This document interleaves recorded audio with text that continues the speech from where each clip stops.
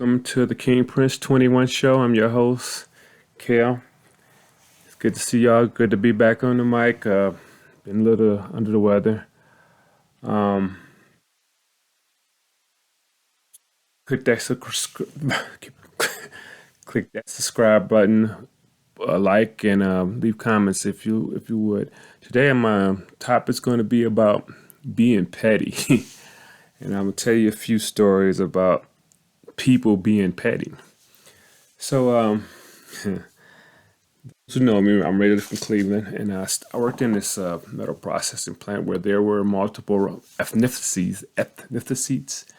I worked with Cubans, Mexicans, Puerto Ricans, Albanians, Romanians, whites, black, whatever. All right, so I noticed something in the Latino community that kind of shocked me. So my one Cuban brother was at the food truck one day, and he was 5 cents short. So he asked my Mexican brother, could he borrow 5 cents? Mexican brother gave it to him. So, okay, they eat. A couple of weeks go by, and we're all having lunch again, and I see that they're having a heated argument. You know, and it's kind of hard to understand because Latinos, they sometimes they just express to say and it seems like they're arguing, but they're not. But they were arguing. So I'm trying to figure out, I'm listening, trying to catch on what I can understand. So I just finally asked my Cuban friend, I was like, man, what's going on? He said the Mexican brother was pressing him about the 5 cents he borrowed weeks ago. He was really upset about that 5 cents he borrowed from him. My partner, Cuban partner, say, okay, if that's bothering that much, he reaches in the pocket and gives him a quarter and told him to keep the change. That day forward, I looked at the Mexican guy kind of different because it was 5 cents. But they still ate together, but they wouldn't, how can I say, they wouldn't like they were. And it was over 5 cents. Relationship would stalled out because of 5 cents. Okay? It's really petty. Tell you a story about I was dating this female. Well, I might have told the story, but it wasn't going well. So one day, I was trying to work it out with her. I was like, I was really back then. I was into my making beats, making music, DJing, all that. That was my stuff. That's what I was into. So one day, we were cool. Wasn't no arguments. Everything was good. Then one day, make some music. So I'm hooking up my beat machine. I'm plugging everything up, and I go to plug up my drum machine, and nothing comes on. I look down underneath and check the power cords. Somebody been cutting my cords. So that was it for me. So that actually was it for me. So that day, I was nice as what to her. I was like, yeah, baby, yeah, we gonna do this. And I said, hey, get some of your stuff so you can go wash at your people house, and then take a few of my things. Now, I got a few things, but take those few things. She said, cool. I was like, all right. So I said, come on, I'm gonna drop you off with her before I go to work, and then I'll pick you up. So I take her over to her people house, and just suppose she's about to kiss me, I said, nah, this is it. I'm not coming back. How dare you mess up my drum machine stuff? You know that's my passion. And she starts saying, no, that wasn't me. That wasn't me. That was that other girl. That was the other girl. It's like, no, it was working when the other girl was here. It's not working since you've been here. So anyway, we move forward. So weeks go by. So I decided to go out on a date with another female. So everybody geared up. I went and swooped her up, and I'm dressed, dressed up. Got my nice shirt on, my nice jeans, but I got on some tennis shoes. So you can't get into many bars and clubs back then with tennis shoes on. So I race home, get changed clothes, grab my shoes, put my shoes on, went to tie my shoe, pulled my strings, cut the shoestrings in my shoes, and left them set up like they were still attached. I said, oh my goodness, what did I get myself into? I was like, heck no, but that was some crazy stuff. But it was petty. It was petty. It's like she used to want to argue over nothing. Like I said, petty stuff. And it's being petty. Sometimes you gotta let people. You gotta let people. Can I say this? How I want to say this? When people are being petty, sometimes you got to be the bigger person and back down and just back off. And sometimes just don't say nothing. And I know it's something, and it's real hard to do because I deal with petty people. And sometimes I'll be want to go word for word with them, but then you think about it, why? They're wasting your time. You know what I'm saying? They're messing up your day, arguing with them, because they don't got nothing better to do, or they don't like to see that you're happy, you know. And it's just crazy in this world that people see you happy and they're jealous of you being just happy. Like I just like to kick. I talk to everybody. I don't care who you are, and some people don't like that about me. They don't like that I conversate with, I compliment, I talk to people.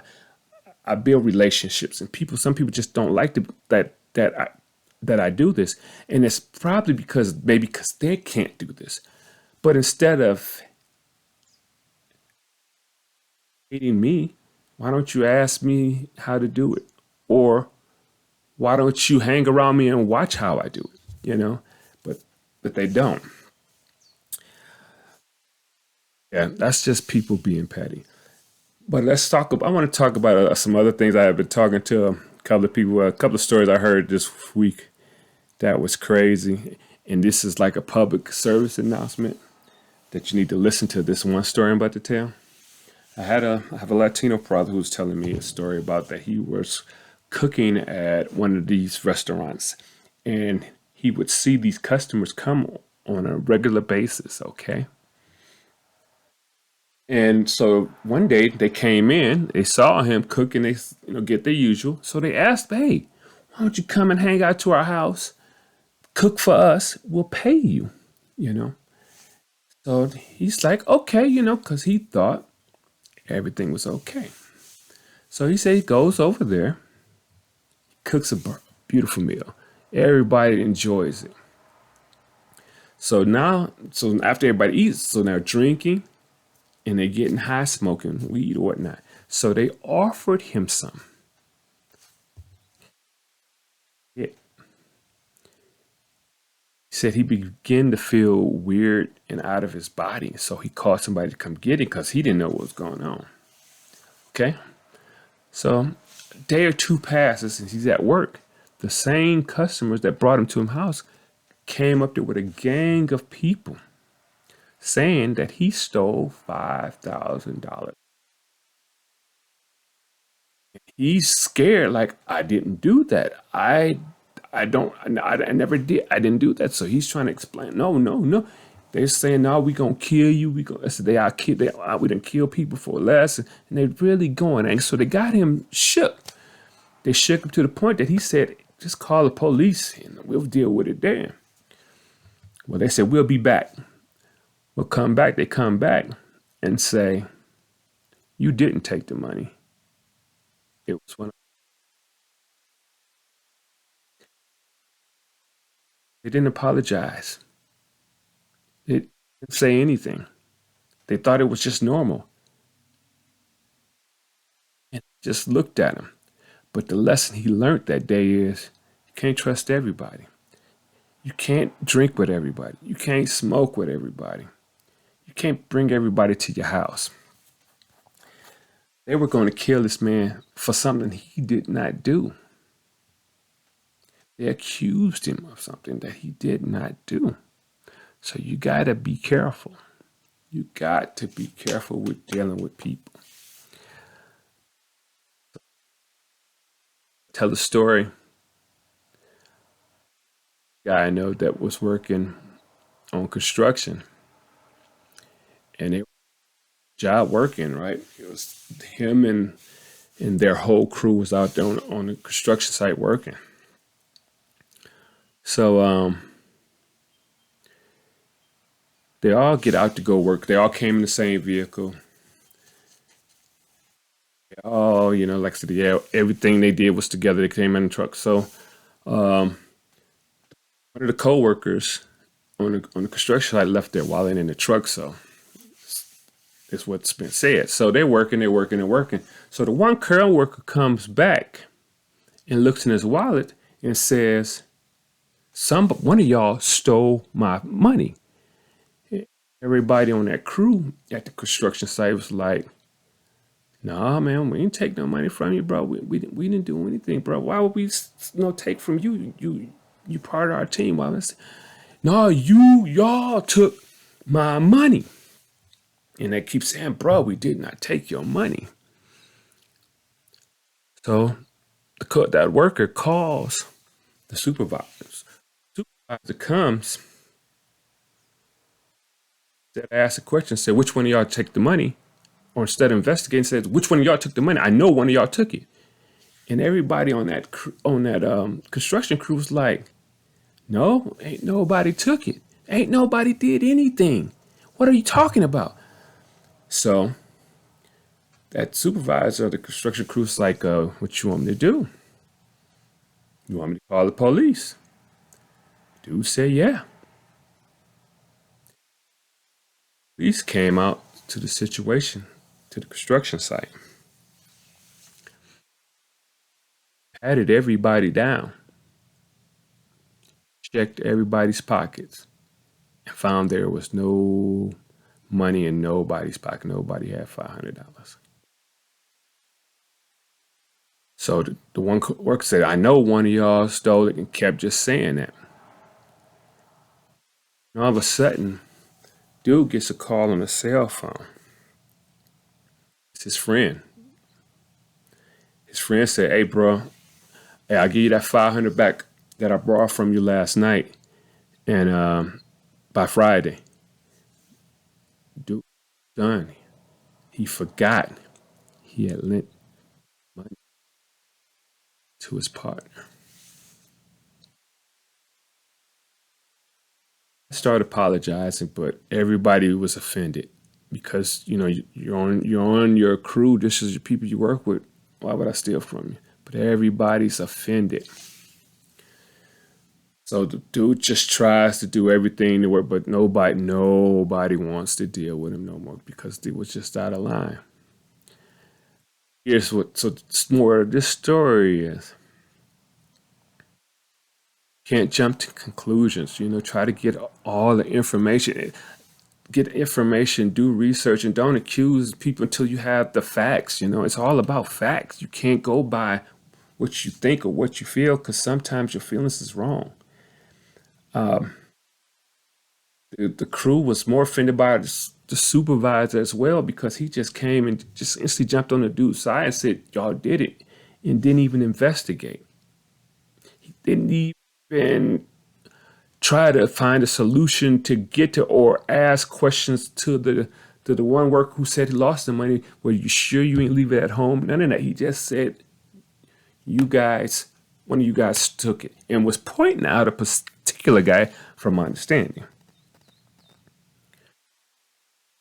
Said my point is, before we jump to conclusions, we need to look at all the information, ask both sides, do as much investigation before you start accusing people.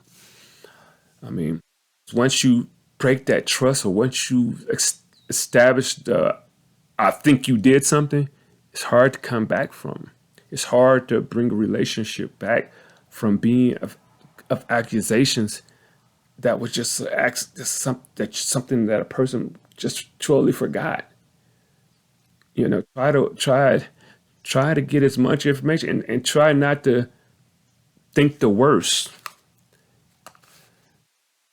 until it is the worst, until you have facts, complete facts that this is what's been happening.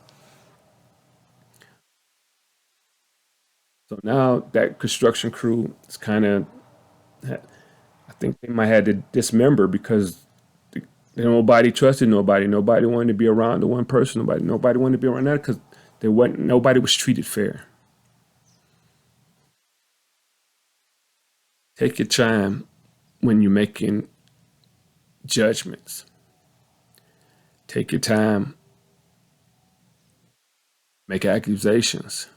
I'd have made accusations to people, and then I had to think about it and just wait because I done said stuff and thought about like, wait a minute, what if I'm wrong about this? So sometimes I just have to shut up, and that might be the best thing to do.